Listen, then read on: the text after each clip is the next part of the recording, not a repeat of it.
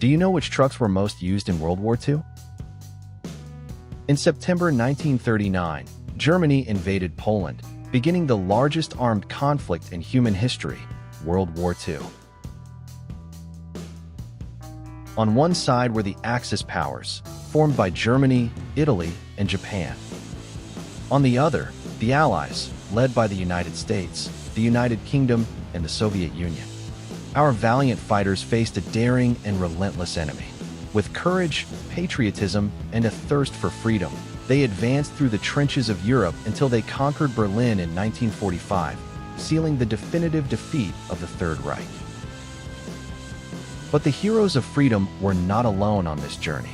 They were equipped with powerful machines, created to withstand the fires of war. And among these machines, some military trucks became true symbols of resistance, strength, and unbeatable logistics.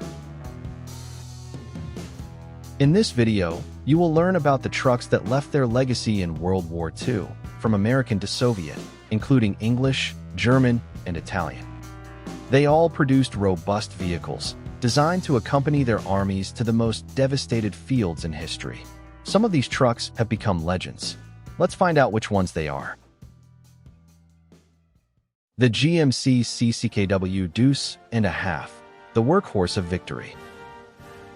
During World War II, no vehicle covered more miles, transported more soldiers, or carried more ammunition than the legendary GMC CCKW 2.5-ton 6x6, affectionately nicknamed by soldiers as the Deuce and a half. It was the lifeblood of the Allied war machine.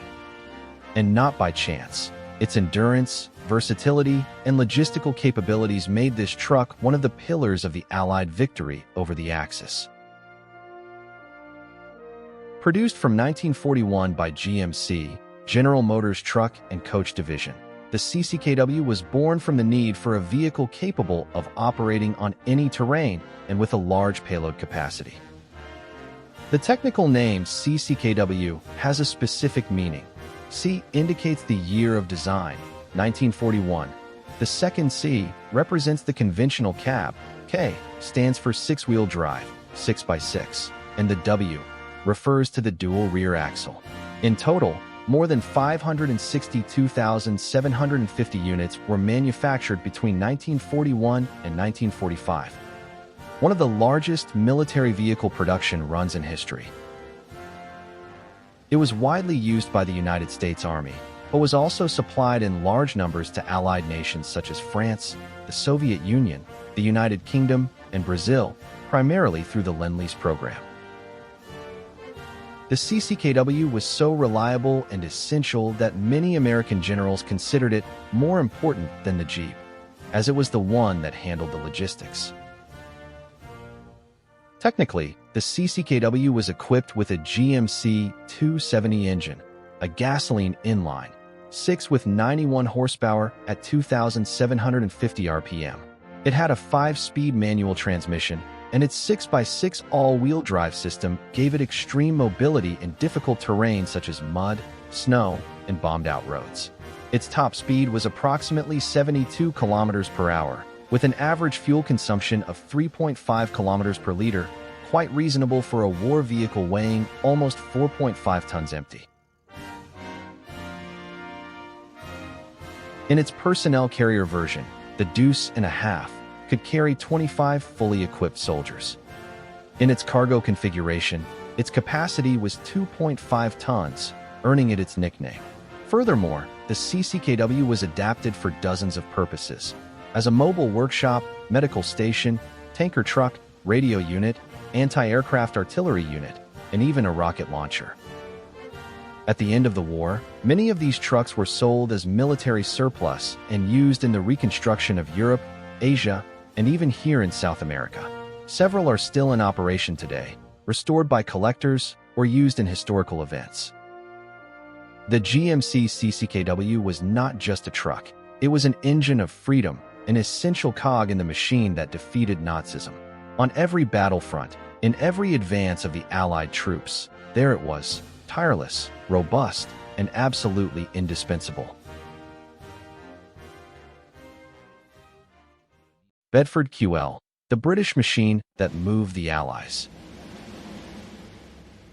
When it comes to British military vehicles from World War II, the Bedford QL stands out as a true icon of functional engineering. Produced between 1941 and 1945 by Bedford Vehicles, a subsidiary of Vauxhall Motors, the QL was created to replace the adapted civilian trucks used by the British at the beginning of the conflict. It became the primary medium-duty truck of the British Armed Forces, playing a vital role in the campaigns in Africa, Europe, and Southeast Asia. More than 52,000 units were manufactured in a variety of configurations, adapting to the needs of an army on the move. The standard model was the QLD, designed for transporting cargo and troops. Variants also included the QLT, personnel carrier, QLR, radio/communication, QLB, Bofors gun trailer, and QLC, medical station. This versatility was one of the great advantages of the British design. Technically, the Bedford QL was equipped with a 72-horsepower 6-cylinder gasoline engine and a 4-speed manual transmission. It had 4x4 drivetrain, a key advantage for off-road missions, especially on the North African and Italian fronts, where roads were virtually non-existent. Its top speed was around 65 kilometers per hour, with a payload capacity of 3 tons. In its personnel carrier version, the QLT, it could accommodate up to 24 fully equipped soldiers, with wooden side benches and a canvas roof. Its reinforced chassis, combined with mechanical simplicity, made it easy to maintain in the field, even in adverse conditions. The Bedford QL was not only reliable, it was a symbol of British efficiency and adaptability during the war. In operations such as the Normandy landings and the battles in Tunisia, it ensured the mobility of troops, weapons, and supplies on a large scale. After the war, many QLs were sold as military surplus and used in the reconstruction of Europe and by Allied armies. Discreet but indispensable, the Bedford QL was one of the silent pillars of the Allied victory. Its legacy lives on in history books and in the rare units preserved by collectors and military museums around the world.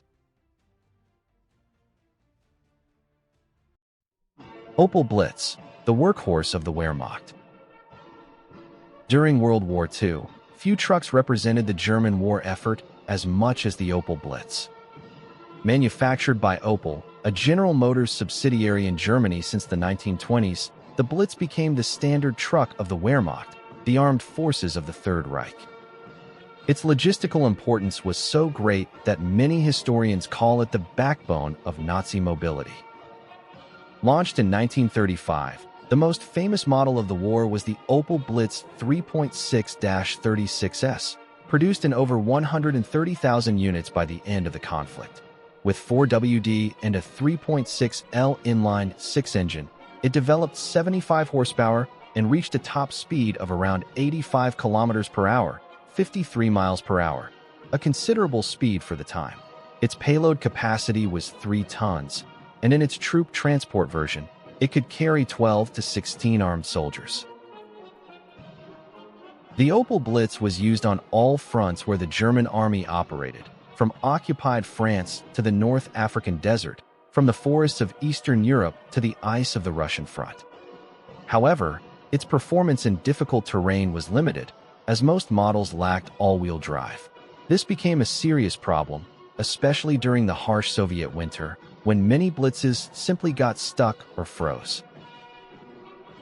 Even so, its simple and efficient structure allowed for easy repairs and adaptations.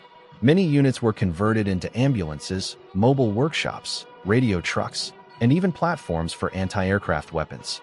It was a true wild card on the front. Despite its importance, Blitz production suffered heavy losses due to Allied bombing raids on Opel factories, hampering troop supplies at the end of the war. Ironically, some captured vehicles were reused by the Allies due to their reliability. The Opel Blitz is remembered today as the truck that powered the Blitzkrieg, the Lightning War, and as a silent symbol of German military effort, with a legacy as controversial as it is important. ZS-5, the Soviet giant of resistance. In the icy vastness of the Eastern Front, a simple, robust, and tireless truck helped the Soviet Union resist and defeat the Nazi war machine, the ZS-5. Produced by the Zavod Imeni Stalina (ZS) factory from 1933 onwards, this truck became the Red Army's primary transport vehicle during World War II. With a straightforward and rugged design, the ZS-5 was equipped with a 73-horsepower ZS inline-six gasoline engine, reaching approximately 60 kilometers per hour. It had a payload capacity of 3 tons and could carry up to 16 fully equipped soldiers in a body with wooden and canvas benches. Its fuel consumption was high, but its mechanical simplicity made it easy to maintain even in the most extreme scenarios. Over 1 million units were produced, including modified versions such as ambulances, radio platforms, mobile workshops, and even improvised armored trucks. In brutal weather conditions like the Russian winter and muddy roads, the ZS-5 proved reliable and resilient, even with a 4x2 rear-wheel drive. During the Siege of Leningrad, many ZS-5s traversed the famous Road of Life across the frozen Lake Ladoga, delivering food and evacuating civilians from the besieged city, a feat that immortalized it as a symbol of survival. The ZS-5 lacked luxury and extraordinary power, but it was essential. It embodies the raw power and simplicity that helped turn the tide of the war in Eastern Europe. Fiat 626, the truck that served the Axis.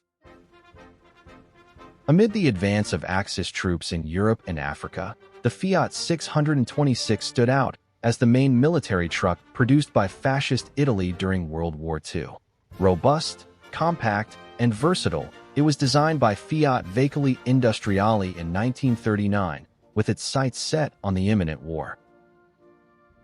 Equipped with a 6-cylinder diesel engine, the Fiat 626 developed approximately 70 horsepower and reached a top speed of nearly 65 kilometers per hour.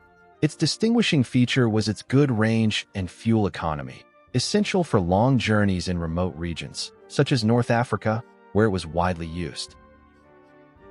Capable of carrying 2.5 tons of cargo or transporting up to 18 armed soldiers, the Fiat 626 became the workhorse of Italian troops, especially during the campaigns in Greece, Yugoslavia, and Libya. It was reliable on roads and reasonably efficient off-road, with 4WD on most models, although some variants were adapted with 4WD for desert use. Between 1939 and 1948, more than 10,000 units were manufactured, and after the Italian armistice in 1943, many examples were captured or taken over by the German Wehrmacht, which used them extensively on the front lines. Besides transporting troops and cargo, the Fiat 626 was also used as an ambulance, mobile workshop, and radio communications unit, demonstrating its versatility in the field. Although not as famous as the American or German models, the Fiat 626 fulfilled its role efficiently within the limitations of the Italian war industry.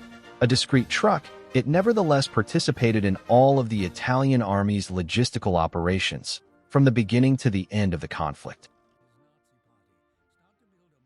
Amidst the roar of cannons, the roar of tanks, and the screams of infantry, there was a constant sound that never stopped, the steady rumble of military truck engines. They don't grace the covers of history books, but they were as important as any firearm or battle strategy. Behind every advance, every victory, every fed soldier or refueled artillery, there was a truck sweating oil and dust to keep the gears of war running.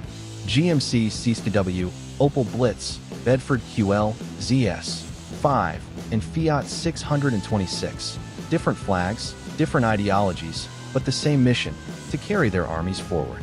They crossed deserts, forests, destroyed roads, frozen lakes, and even minefields. They braved the cold, the mud, the bombings, and still stood firm, carrying the weight of war on their shoulders. These silent giants were the true unsung heroes of the front. And even without glory, without medals, they were decisive in the outcome of World War II.